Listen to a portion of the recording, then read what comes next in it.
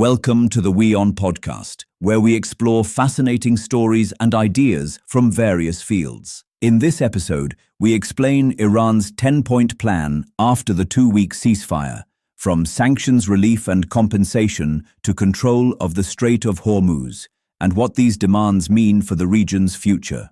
Behind the headlines lies a deeper strategy shaping every move in this unfolding standoff.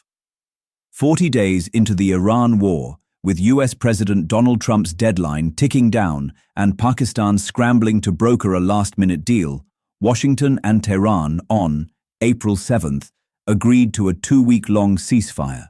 Following the truce announcement, Iran has released a 10-point proposal through mediators. While Trump says it is a workable basis on which to negotiate, Tehran called it a great victory. What exactly is in Iran's 10-point plan? Here's all you need to know. Iran's first demand is a formal US commitment to non-aggression. Not a pause, not a ceasefire. A binding guarantee that Washington will not strike Iran again.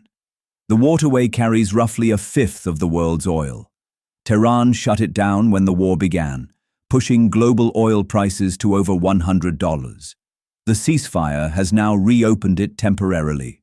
Acceptance of enrichment has been the core of the nuclear standoff for decades.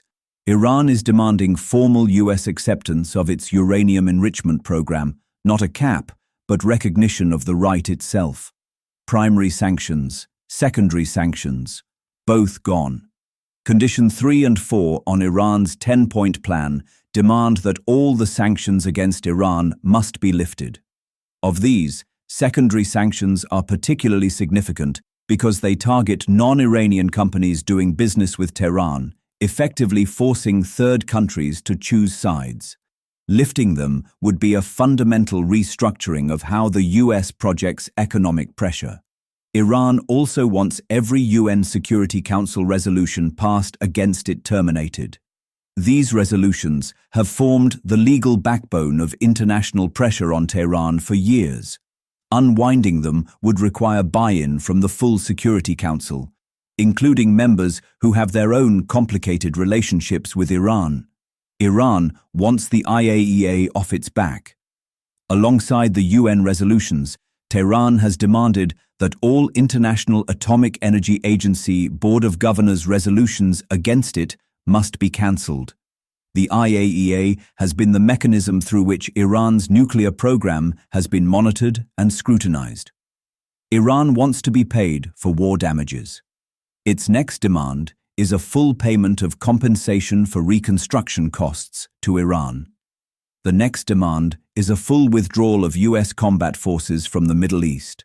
Reports suggest that the US deployed roughly 7,000 additional personnel, including the 82nd Airborne and Marine Expeditionary Units, to the region in March 2026 to bolster defenses. According to estimates, there are approximately 50,000 to 57,000 US troops currently stationed across the Middle East. This includes US personnel at key bases in Iraq, Kuwait, the UAE, and Qatar. The final point extends the ceasefire beyond Iran itself to all active fronts, specifically naming Lebanon and Hezbollah. Israel, however, insisted that Lebanon was not a part of the ceasefire deal. In a statement released on Wednesday, the office of Prime Minister Benjamin Netanyahu said that the truce does not include Lebanon, which was drawn into the war after Iran-backed group Hezbollah launched attacks on Israel. Iran's Supreme National Security Council bluntly noted that this ceasefire is a pause, not an ending. This does not mean an end to the war, and Iran will accept an end to the war only when, in view of Iran's acceptance of the principles envisaged in the 10-point plan, its details are also finalized in the negotiations, it said. The Council insisted that an UN Security Council resolution must make any deal binding.